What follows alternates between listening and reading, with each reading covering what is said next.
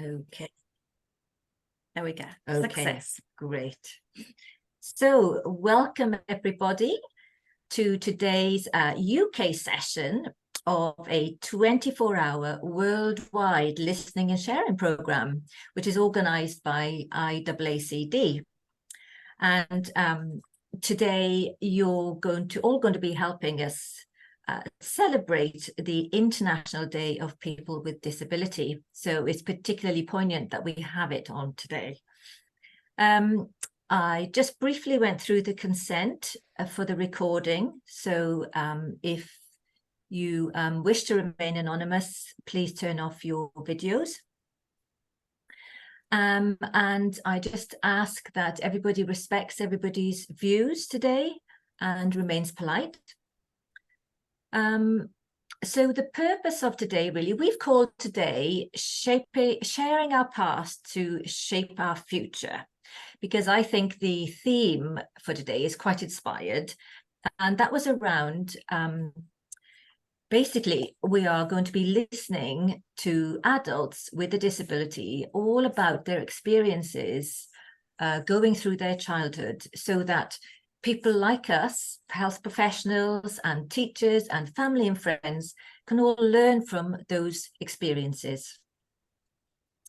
So please, the only other thing I have to ask is please save your questions till the end, and you can either write in the chat or you can raise your hand or use the gestures to raise your hand. We're going to stop about 10 minutes before the end so that we have some time for questions.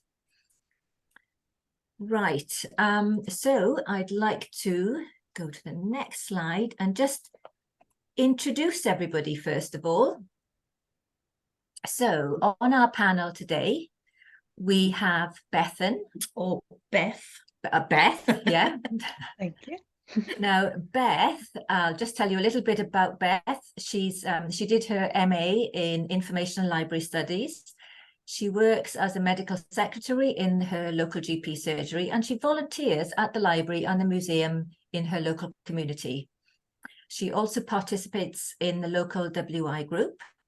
She enjoys reading, spending time with her friends and her family, spa days, and musicals, and luxury shopping, which I think you're going to do after today's session, Beth. Yes, yeah. So I'd also like to introduce Joshua. Joshua did a City and Guilds in Customer Services. He works for Leonard Cheshire. He's also a disability rights campaigner and chair and founder of Don't Call Me Special. And I'm sure we'll be hearing a little bit about that today. He's also the creator of a video illustrating the experience of patronizing or unwanted sympathy for disabled people. And Joshua enjoys his work and music, and he describes himself as a metalhead.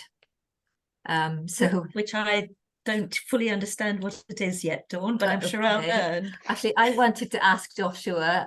I went to a Sabaton concert this year, so I don't know if you've heard of Sabaton. Yeah, They were fantastic. I do know. And Rammstein. So that's my two metalheads. Okay, so you understand what metal is. Yes. I've heard of Rammstein, but I've never heard the music. Oh, some of it is brilliant, Beth. So I'd also like to introduce Dawn, who's on our panel, and Dawn is a paediatric physiotherapist who works at Cardiff University. She's a researcher. She's done her MSc and her PhD. And her PhD was in participation in recreational activities with non-verbal children and young people with cerebral palsy. She also volunteers sailing for disabled people, and she loves to walk her dog, Lola. Okay, so I think that's everything I've got to say. So over to you, Heather. Oh, I haven't introduced you. Oh, shall I introduce myself then? So I am Heather, and I am an occupational therapist, and I work at Cerebral Palsy Cymru along with Dawn, based in Cardiff in South Wales. So just a few more people coming in. So Dawn, I'm going to pass the mouse to you, if that's all right, so you can let people in as they pop up on the screen. Yes. That's great. They're all in, So yeah. they're all in at the moment. So welcome to anybody who's just joined us. And it's lovely to have this panel discussion today. And we're hoping that we will be able to chat and share ideas around the topic of sharing our past in order to shape our future. So I wonder, Beth, whether you'd maybe kick us off. And some of us, those of us who are older and those of us who are not so old, we often cast our minds back, or we ask the question, what are your earliest memories? Have you got some fun memories that you remember from when you were very small as a child? Mainly my earliest ones probably were just going. We used to go to my grandparents' house a lot, my dad's parents a lot. Like I basically lived there when I was little. It felt like anyway, and just watch Disney films with my sisters, and my cousins would come over, and that's where everybody kind of gathered, and that's my earliest memories, is just being there and having time with family and friends. Yeah, so I don't know, family are still very important to you, aren't they? And Yeah, I'm sure we'll yeah. hear more about that. But Yeah. earliest memories about having fun with families. And do you have a large family, Beth? I mean, large, I suppose, Yes. is a relative word, isn't it? But My dad has 7 siblings, and they're all in Brecon. oh wow, okay. Brecon is basically Gardnerville, we call it. Yeah. So all my family's here, so I'm really well supported here in Brecon. Yeah, So yeah. yeah, I So love it. Yeah, family make up for good memories, don't they? What Yeah. about you, Joshua? Do you have any earliest memories from childhood that you'd like to share with us? So thinking about this, I've got quite a bit of childhood memories, and I think the biggest one that I can remember is that it's always gonna be there because something tragic happened, but then it came out for an exciting outcome because I always wanted to be a wrestler, and obviously being a disabled person, that's not a dream I could potentially have. Me and my brother used to love watching wrestling, WWE in fact, Yeah. and I used to wear these armbands, like this wrestler called Jeff Hardy, and used to like have like these like arm they look like tights. So I asked my nan, could I borrow her tights to wrestle my brother on the bed. Now I can't do any moves in wrestling, and I could only punch my brother, like jab him like in a way. But yeah, he enjoyed it because he could jump on me and do all these wrestling moves on me, and then I broke my leg. He broke my leg by doing these moves, and they do say do not do not try this at home. But because I broke my left femur, it's always going to be on my mind all the time, and that was one of the good childhood memories I had is growing up with my brother, loving wrestling. Now breaking my leg, not so much fun, but in terms of having that experience of watching it with him and playing games with him on the Xbox, and also wrestling our teddies, our toys, it was funny. Yeah. Yeah. Fun, Yeah, fun. obviously play is a big part of childhood, isn't it? Yeah. Yeah, and lovely to hear those memories. I wonder if there are any sort of harder memories that you have or would like to share. And I'm thinking particularly in sort of your preschool years, if you can remember back that far. Were there any things that were harder that maybe challenges you faced? Yeah, for me, I remember I used to have to get my legs put in plaster for 6 weeks every year, like full plaster up to the knee, and they always did that in the summer holidays so that I wasn't missing so much school. So I remember like my sisters would be playing in the paddling pool, and I'd be sat there with my legs in plaster and not able to do that, and they were heavy and they were hard work, and it was always in the summer, so it was hot and not a lot of fun. Gosh, Beth, I mean, one can understand the reasoning that other people might have chosen for you to have that done in the summer. What are your thoughts now about the timing of that?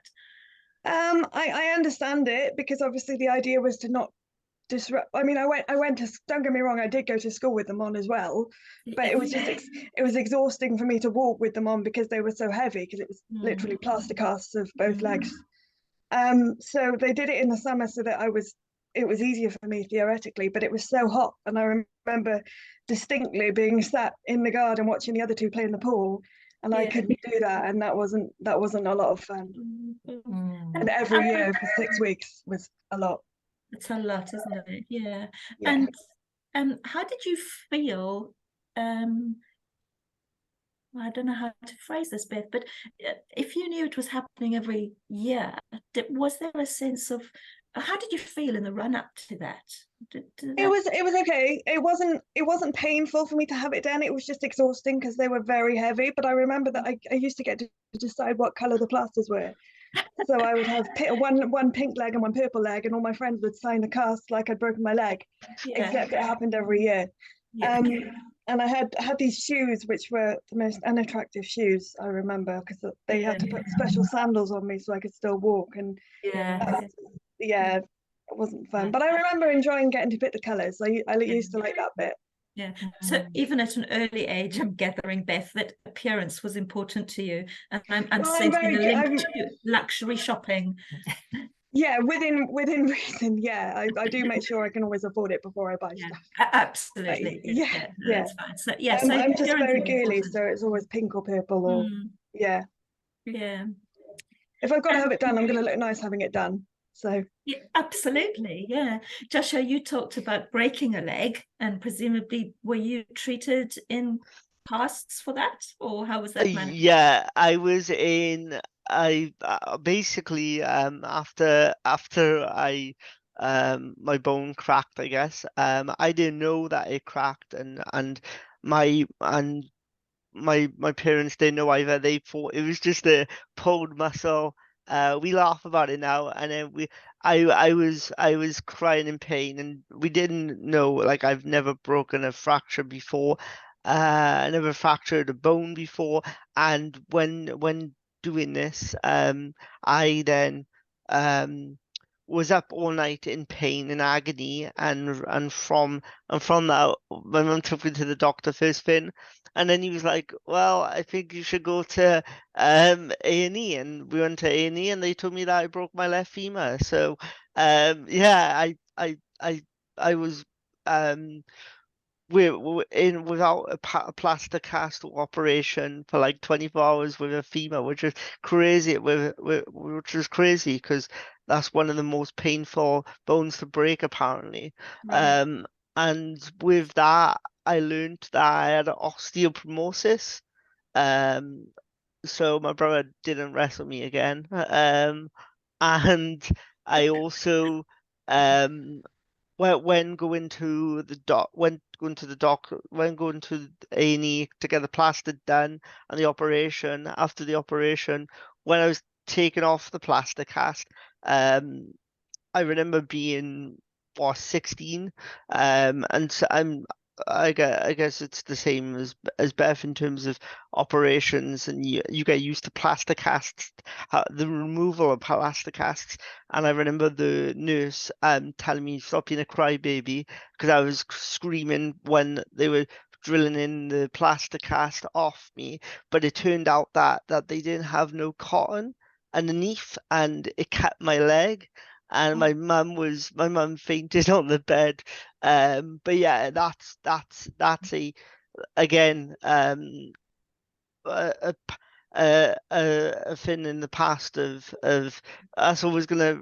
This is why my breakage is always gonna scar me, because I had a scar there as well. So even though people were doing things that were helpful, they leave quite deep memories, and in some cases quite traumatic memories, which is interesting to hear about. And I think of it as well in terms of growing up, being a teenager and stuff. I think some people just assume because maybe because you're disabled or that you're young, that nurse in that room thought she knew what was right, and she thought that I weren't used to it. When my mum knew that I never scream like that unless I'm in pain. But it's just the fact that people need to understand children as well and teenagers and listen to them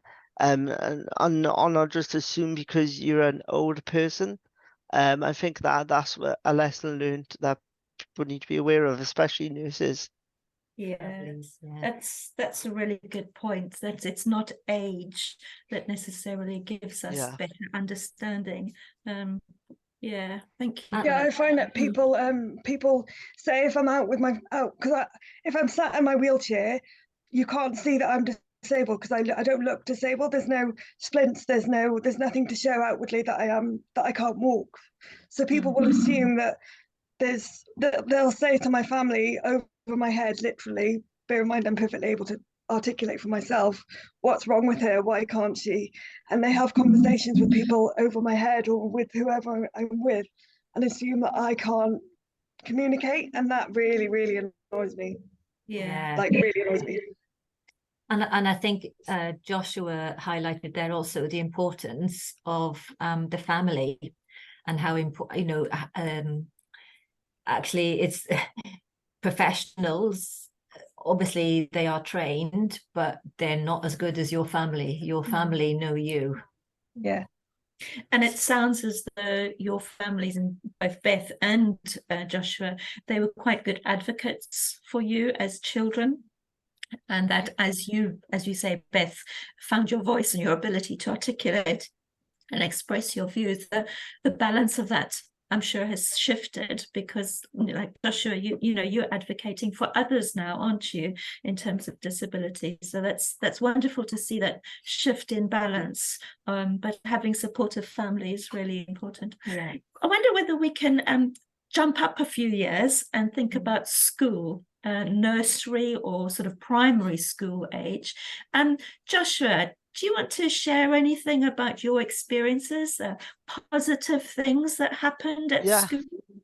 Yeah, so my primary was great, and my comprehensive school weren't as great, but I won't go into that. But it's my primary school was just tremendous in terms of treat me as an individual and learn about what I need in the classroom. Now that they had reasonable adjustments in play for me, my disability, one of them being a high raised table. So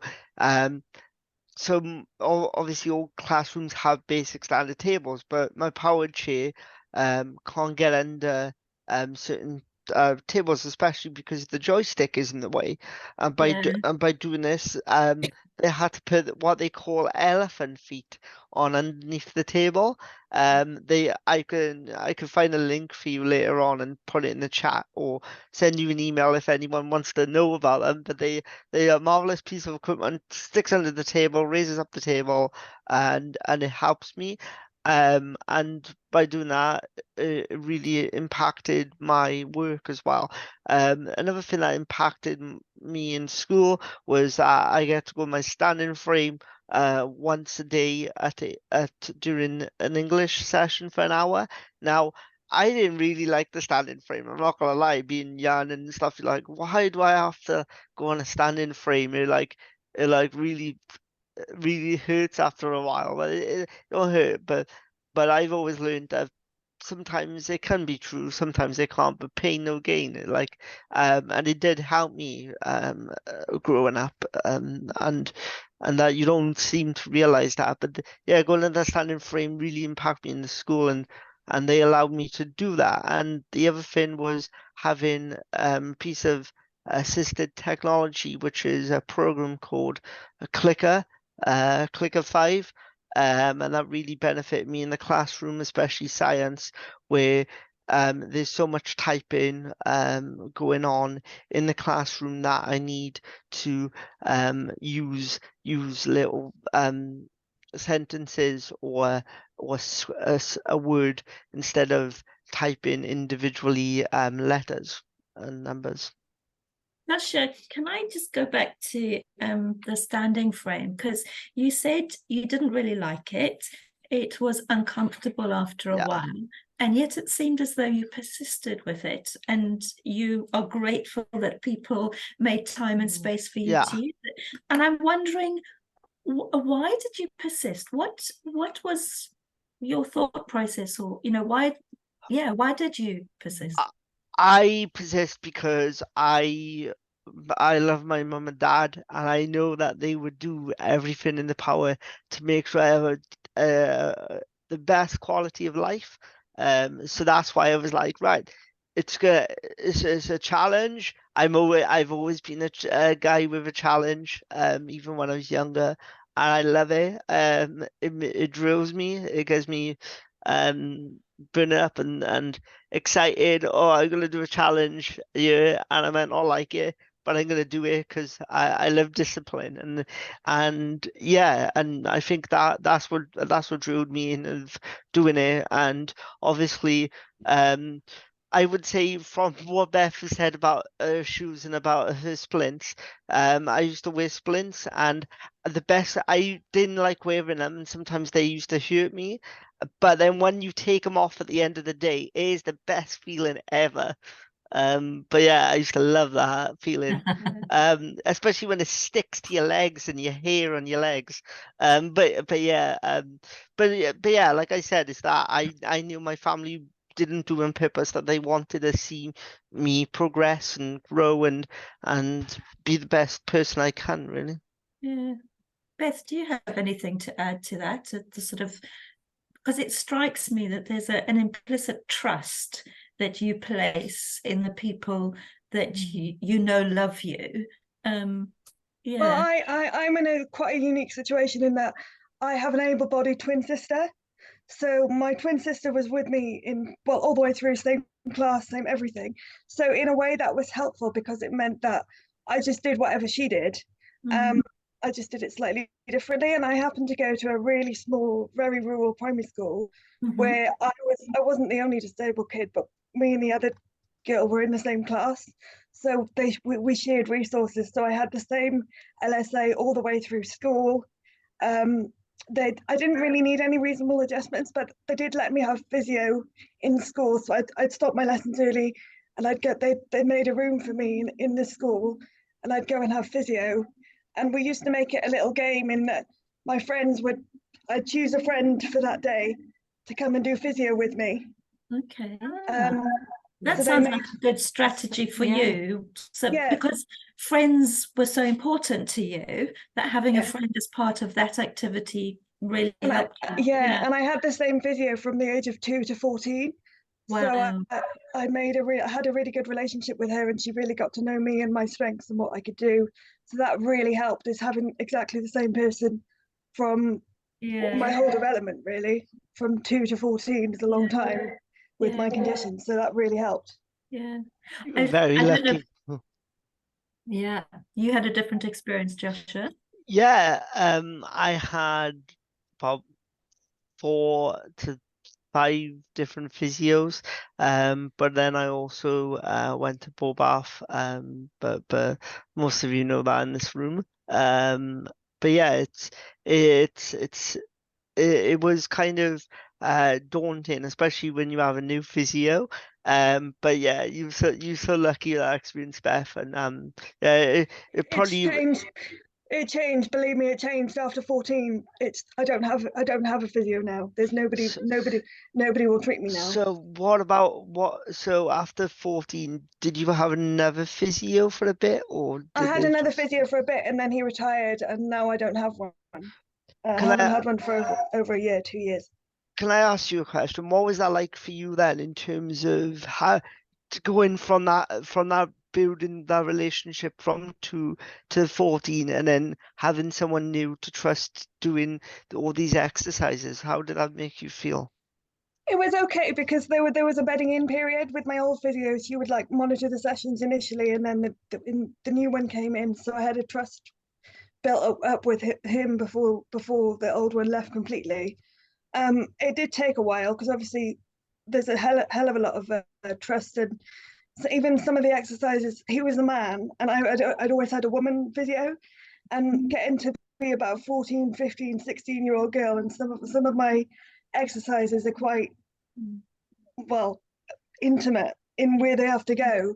So there's quite a level of trust that I have to have in the individual that's treating me. So we really did have a good relationship by the end, but then he retired and now I don't have one. Gosh, Beth, did Mm. you have a choice in whether you, for example, had a male or female therapist? No choice. Is that something you think you would have liked? I mean, it did make a difference in the sense that home visits were no longer an option. So if he wanted to do a home visit in my house, he had to have a chaperone for their own insurance and their own legality, whereas that wasn't something I'd ever had to consider before because it was a woman. So that is something that I'm aware of now, is that there's, home visits which obviously I don't drive, so it's a lot easier for me to have a home visit. Yeah. And I couldn't have that. Well, I don't have a physio, but when I did, Yeah. I couldn't have that so easily because there was a gender difference. Sorry, do you mind? So did you, was there no choice? Was there no female physios that could work with you? Is that why you had There was, but she dealt with a lot younger, not for the 14 plus service. No, there was one physio and he was a man. So that was Right. it. Yeah. Okay. Which wasn't a problem. I don't mind, but it did take me longer to build the trust to have because you know what Meg says, they're quite, some of them are quite intimate, aren't they? And it's a bit, it can be quite difficult, but I trust him completely. But it was just a new experience to have to consider chaperones and consent and Yeah. I didn't have to do before. Dawn, I'm going to draw you in if I can. As a professional, I don't know whether you've got any sort of comments or reflections on, because my head is buzzing, I must say, in terms of what I've heard Beth and Joshua say, but I don't know if there are any thoughts or reflections you've got from a professional point of view, having heard some of those comments. Yeah, no, thank you, Heather. It's really enriching to hear Joshua and Beth's stories and the challenges of professionals not always listening or attending to the detail. I think they're both fantastic advocates and able to articulate their own needs. And they've described a childhood that is different or was different for them, particularly for Bethan having a twin sister. There was someone to compare herself with. And I think reflecting back on my own practice, I was always challenged about this idea of children missing out. For Bethan, it was the school holidays. To come for physio, they might have to come early from school. And so my research sort of led me to go down the sort of fun and friendship aspect to look at, well, what participation opportunities are there for children who live with a disability? And I chose to include the children who can't talk and can't walk, so the children with the most complex disabilities. And actually what I found in my PhD was that these children could advocate their own needs, not verbally, but by their non-verbal behaviours and the way that they indicated they didn't want to participate in something, or they did want to participate. So from my own reflections as a practitioner, I was always very challenged with children who went to mainstream school and how did we enable them to participate? So I can remember a young girl of about 8 who had a K-walker and wanted to participate in Scottish dancing, which again, it depends on the teachers and how attuned they are into adapting for the child's needs. But it was something that really bothered her. And so they did make some adjustments. Perhaps they could have made more. And I always was challenged that, have I done enough for these children to enable them to participate, to make friends, to have fun? Because some of the procedures, like Bethan and Josh have described, are painful. And that's always challenging.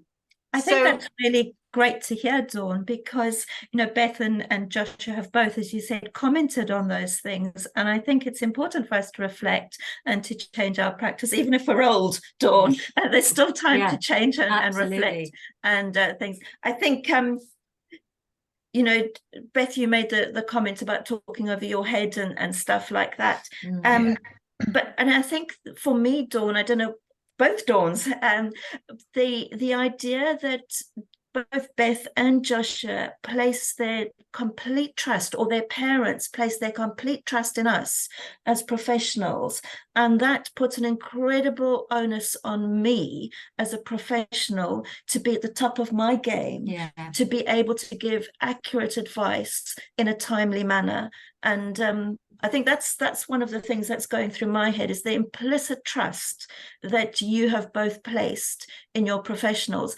And Dawn, I'm sure you've experienced that as well. And the importance of facilitating that fun and that friendship is so important, because those are your strongest memories by the sounds of things, which is great that those positive things have come up. I wondered, Joshua, you talked about elephant feet as a reasonable adjustment. Were there other adjustments that maybe weren't in the physical realm that either Beth or Joshua you experienced that people made that were facilitators to your participation in things? I would say from like, I'm gonna jump a couple of years, if that's okay. Just because I feel like the physical adjustments was set in as an older age, as a teenager, and with that, I think was the lifts in my comprehensive school. Like they wouldn't fix the lifts because I was the only wheelchair user there at that time. They And built entire lifts. My school built the lifts just for me, and I was the only one there. So that's really unfortunate, because my school literally built the lifts for me, and wow, I was the only one that used them.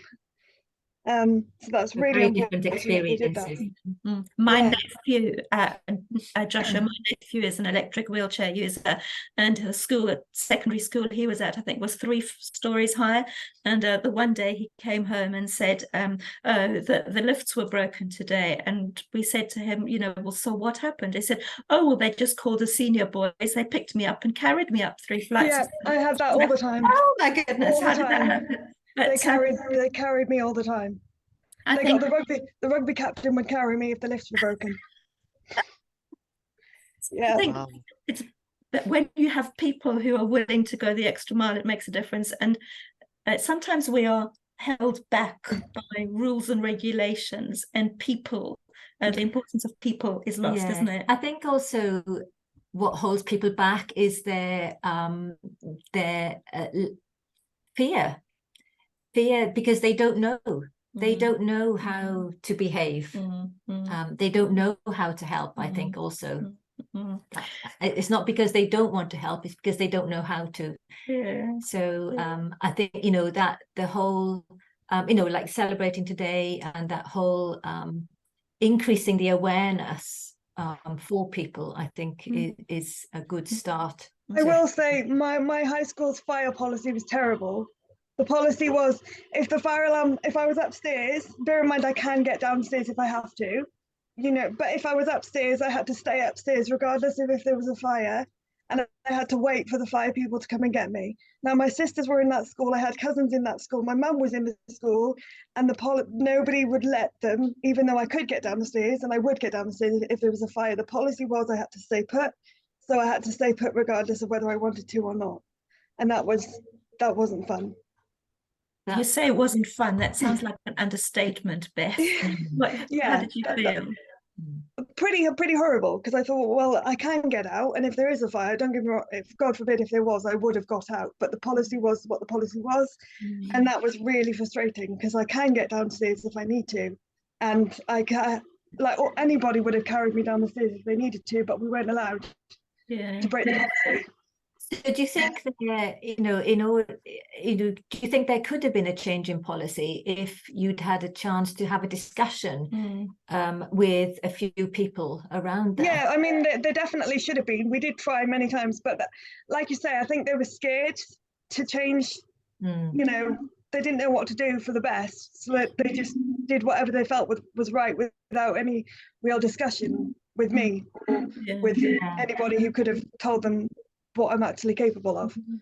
Yeah. And I think it sounds to me we've talked about reasonable adjustments, and we focused on physical access to things, you know, elephant feet and lifts, and policies seem to focus on the physical aspect of things, like you've just said, Beth, rather than taking into account people's emotional and well-being. Yeah, it was pretty traumatic to hear the fire alarm and know that you can't go anywhere. Yeah. When yeah. everyone else is leaving, you know, that's not very nice at all. I didn't like it. Joshua. I just wanted to add to that. It sounds like a fail from the school in terms of co-production. It seems like if they've gone straight to the Senko, straight to the head, might have co-produced with some parts of it with your family and yourself. But like I said, I think from Beth's experience, she went there from the starting point to the finish point of, all right, how are we gonna get Beth safe during this fire safety? Is the audits correct? Is the risk assessments up to date? I just think that they lacked in that, and finding out what is Beth's impairment, and what can she do to enable that she won't get stuck in that fire. So yeah, co-production was lost there, it seems like. Yeah.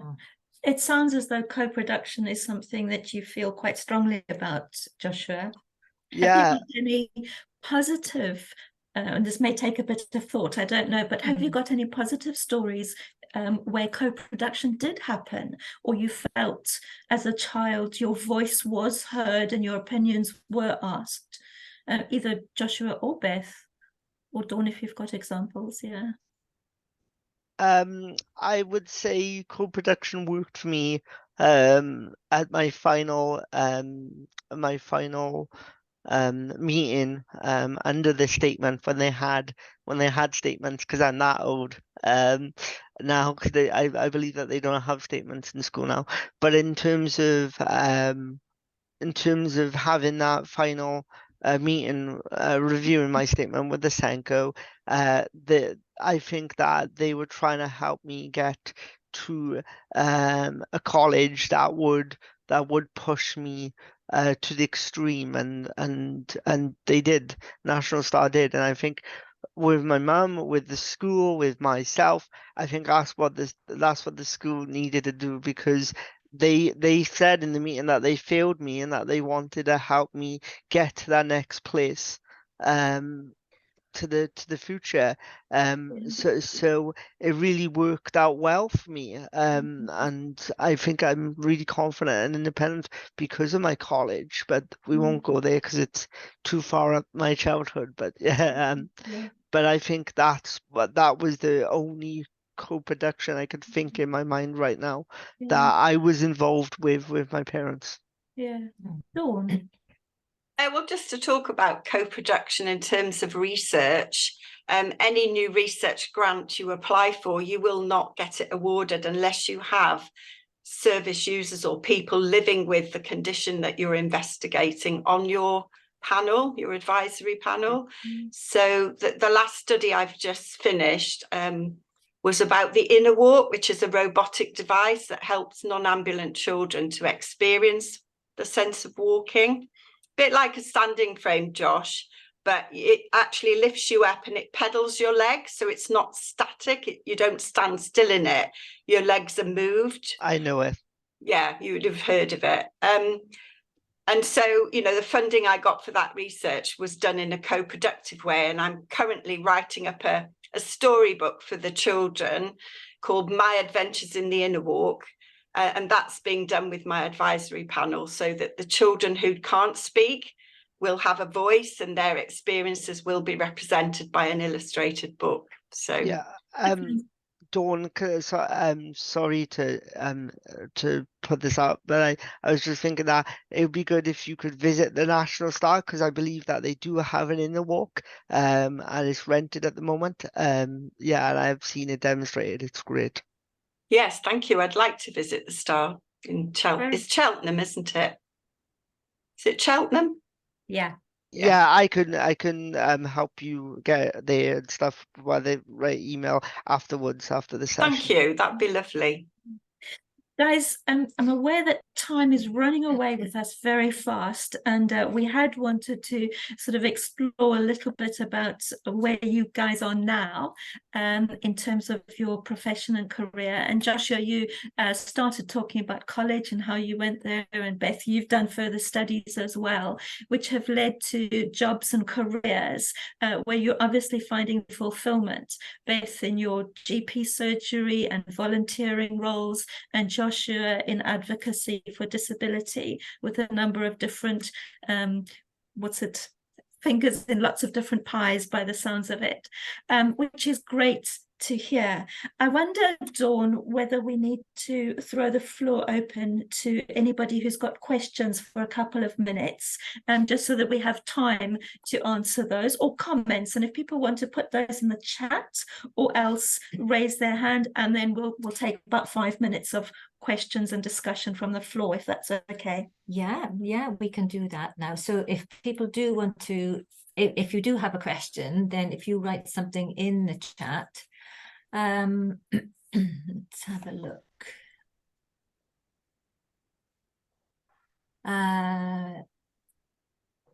Yeah, so actually, Josh, with that message I can see that you've written there, what I wanted to say was, I wonder, because you've made a video, haven't you, about the experience of patronizing and unwanted sympathy. Yeah. And I wonder if you could, at the end of the this session, if you could put the link to that of course. into the chat. I think it would be really interesting to watch that.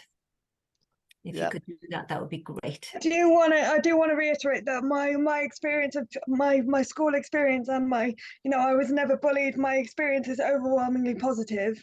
There was a few bad times, but like directly related to my disability and pain and splints and stuff. But in terms of my social interactions and my day-to-day experience, it was massively positive. I didn't have any dramas or no bullying, no nothing. And I'm just thinking about the extent of your family, and yes, you take over the whole community, don't you? You and your family, and basically, it just shows the importance of that, doesn't it? Really, and because that extended family helps with everybody's understanding. Everyone knows who I am in Brecon, even if I don't know who they are. So, yeah. It's good to make yourself known. Yeah. So, okay, so we have a little question from Jenny. Thank you for your comment, Jen. So Jen's asking, what is the best advice for therapists from the panel? From us. A big question. Pardon? From us. Yes, from you. Yes. What's the best? Always consider kind of what our feelings might be. Yes, okay, we've got to do physical exercises that might hurt or whatever, but always take the time to explain why we're doing them and what the positive impact would be before you do. Don't just say we've got to do this and do it. Because when you're a kid, that's fine, you might not understand, but certainly as we get older, we're very aware what our bodies can do, what our limits are, etc. So always take the time to explain why we're doing it, what the impact's going to be, so that we can kind of understand, yes, this bit's going to hurt and it's not going to be very nice, but we're doing it for a good reason because of X, Y, and Z. If that makes sense. Absolutely. I think that's very valid. Which I know both you guys do, but not everybody does. Joshua, do you want to add anything to that?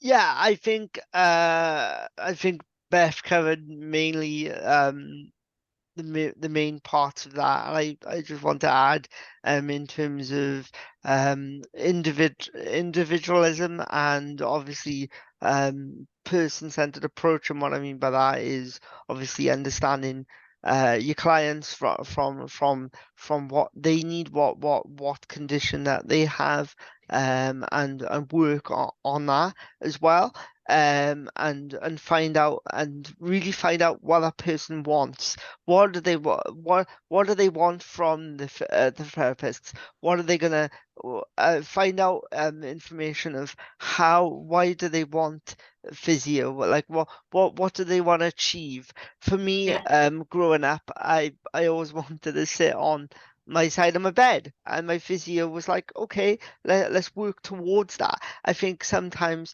in a physiotherapy therapy session, especially, not so much, I didn't have this in Bournemouth, because Bournemouth was great in terms of learning about myself, but in terms of a public physio from the NHS, I think some of them wanted to do what they wanted to do and didn't really reach my goals and what I wanted to do, sometimes, in terms of They do. where do I want to be from years from now, and grow my strength and stuff. And I think that that's important to understand that, and to build that relationship that Beth had from the age of 2 to 14. And I know that's hard, but find out that person before you do physio with them, with their legs or their arms or etc.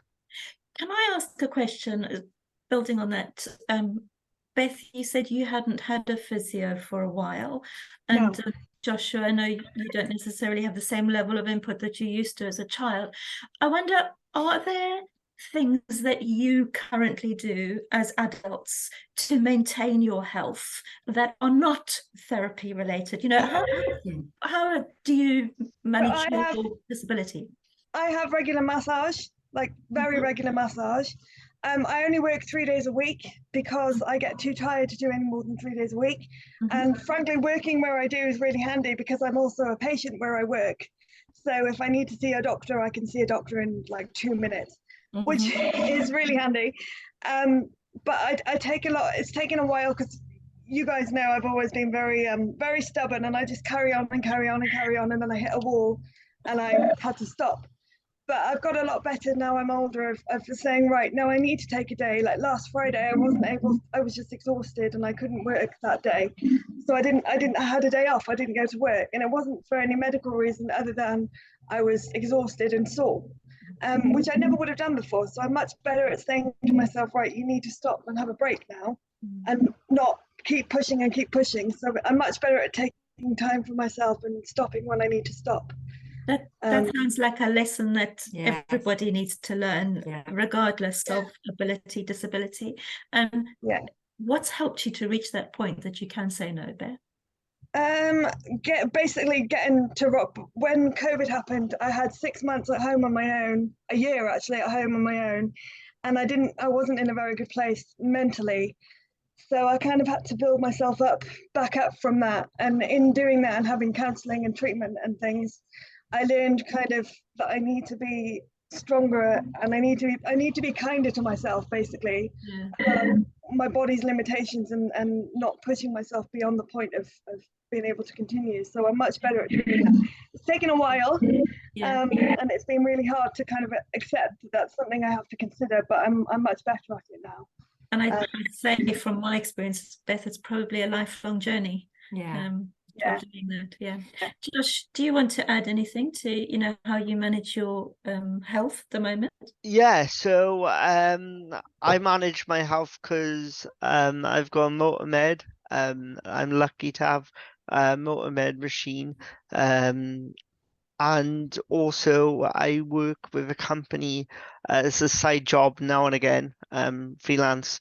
I work with a company called Exercise for All, and they've got pots of money that helps disabled people exercise in the community. There's a private physio, or someone that has actually been doing lift weighting in the Olympics, and she's a private physio.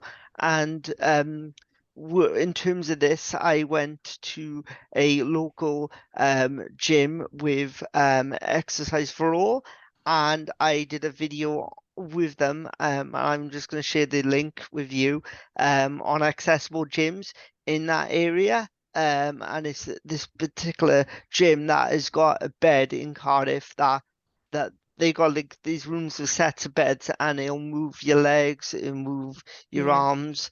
It's very clever, and very good and reasonable, but they don't have a hoist, and that's the only thing that is missing from someone with a physical disability like myself that can't bear weight. Mhm. Beth, there's another question that's popped up specifically for you, if that's okay. Yeah. Helena says, thank you for sharing, both of you. But Beth, you mentioned feeling low during the pandemic. How easy is it to access mental health as well as physical support? So for me, it's very easy because, like I say, I've got pretty much immediate access to my doctors. But in terms of getting counselling, I had to pay privately to do that because there was no the wait lists were ridiculous.